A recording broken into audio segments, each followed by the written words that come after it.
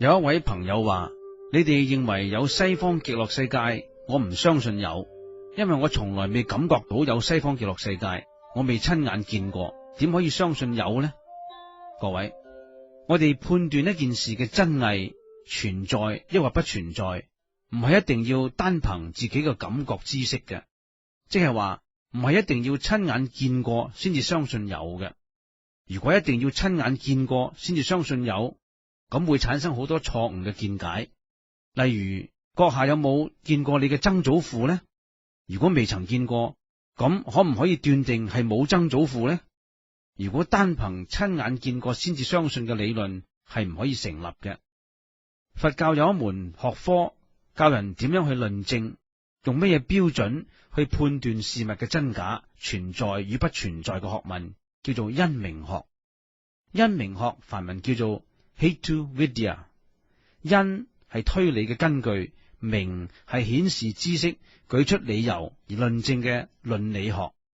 其實人類天生具有推理嘅能力，但係呢啲推理嘅過程，如果思路混亂，好容易導致結論偏差嘅。所以佛教將推理嘅方法加以整理歸納，從而導入正確嘅理論，叫做因明學。簡單嚟講，凡判定知識嘅真偽標準有4種：第一係現量，第二係比量，第三係譬喻量，第四係聖教量。乜嘢叫做現量呢？現量以現代嘅言語，即係感覺知識。呢個知識方法係憑住自己嘅眼、耳、鼻、舌、身意去接觸、去感覺外境，係唔需要推理嘅。乜嘢叫做比量呢？比量係推理知識，即係根據與事物相關聯嘅現象而對佢下判斷。例如睇見此山有煙而斷定此山有火。乜嘢叫做譬喻量呢？係由自己已經知道嘅事物，以佢嘅相似點進一步了解未知嘅事物。例如某人從未見過水牛，而聽講水牛係好似家中嘅牛，後來佢見到一隻動物好似家牛，而得知係一隻水牛。乜嘢叫做聖教量呢？係以前聖人、賢人，總之係有可信性嘅人所講嘅言教。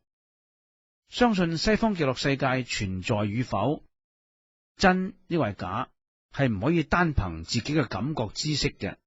例如要親眼見過先至相信嘅，我哋仲要經過比量，即係推理，同埋藉住聖教量，即係前人嘅言教，去判斷佢可唔可以為自己接受。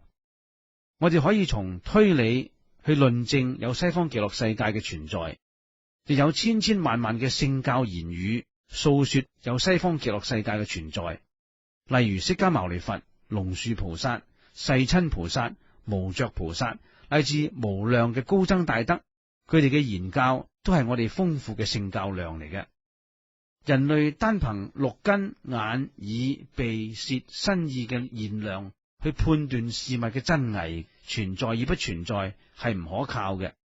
例如狗可以聽到2、3里以外嘅尖銳聲音，人類就唔可以。咁我哋聽唔到嘅聲音，可唔可以話冇存在呢？飛鷹喺空中可以見到6里以外嘅小動物，人類嘅視覺就冇咁銳利啦。咁我哋唔見到嘅嘢，可唔可以話冇存在呢？凡判斷一件事物嘅真偽，除咗用眼耳鼻舌，仲要以比量同譬喻量去推理，並且仲要深入聖教量，前人嘅思想知識嘅寶藏去探索、去思維，先至能夠判斷事物嘅真偽嘅。